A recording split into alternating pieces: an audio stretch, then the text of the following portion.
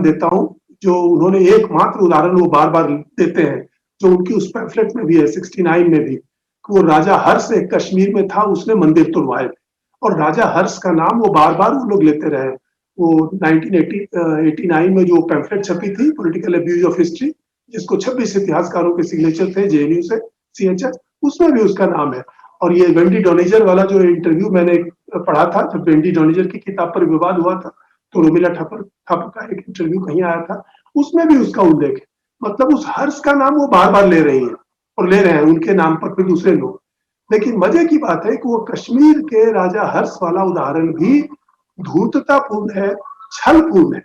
उसका उल्लेख राजतरंगिणी में मिलता है, कलहन की राजतरंगिणी में, जिसमें यह उल्लेख है कि हर्ष ने मंदिरों को तोड़ा और लूटा था। लेकिन उसकी जो ओरिजिनल डिटेल है, जो राजतरंगिणी में, वो कुछ और ही दृश्य पेश करती है। वो ये पेश करती है कि और वो छपी थी राजतरंगिणी के 7/1095 7/1092 से 93। तो राजतरंगिणी के 7वें खंड में 10 से 92 से 95 के बीच में इसका वर्णन है कि कश्मीर में राजा हर्ष ने मंदिर तोड़े थे। लेकिन वो जो डिटेल है, वो डिटेल राजतरंगिणी में ही है, जिसका उदाहरण ये लोग ले रहे हैं, और राजतरंगिणी का नाम लेते हैं, हर्ष का नाम लेते हैं, लेकिन वो डिटेल नहीं देते। डिटेल क्या है?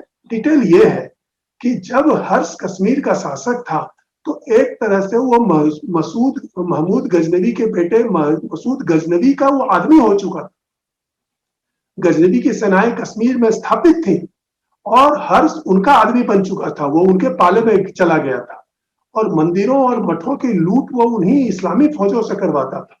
और यह हर्ष, जिसका नाम रोमिला थापर जिसके नाम से रोमिला थापर अपनी झूठी प्रस्थापना दोहराती रही है, वह मंदिरों की देव मूर्तियां तोड़वाता ही नहीं था, उस पर मलमूत्र भी फेंकवाया करता था। यह उसी राजतरंगिणी में है।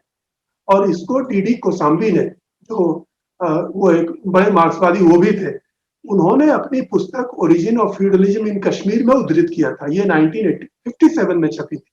मजे की बात है कि कोसाम्बी ने उसमें ये कैरेक्टर मेंशन किया था कि हर्ष इनफैक्ट कोई हिंदू राजा नहीं था, वह मसूद गजनवी का आदमी हो चुका था, उस एक तरह से उसका वो क्या कहें, छत्रप, उसके अधीन रहने वाला।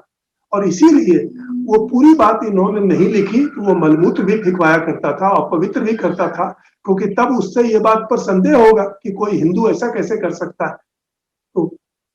तो जैसा कि राजतरंगिणी के रचयिता कलहन ने पूरी तरह लिखा, और उसको लगभग पूरी तरह डीडी कोसाम्बी ने पूरी तरह लिखा, जिससे ये पता चल जाता है कि एक्चुअली ये हिंदू राजा रह नहीं गया था, बल्कि कलहन ये भी लिखते हैं वो कन्वर्ट नहीं हुआ था इस्लाम में, मतलब वो ऑलमोस्ट उस वज पर था, बाकी सारे काम वो कर चुका था।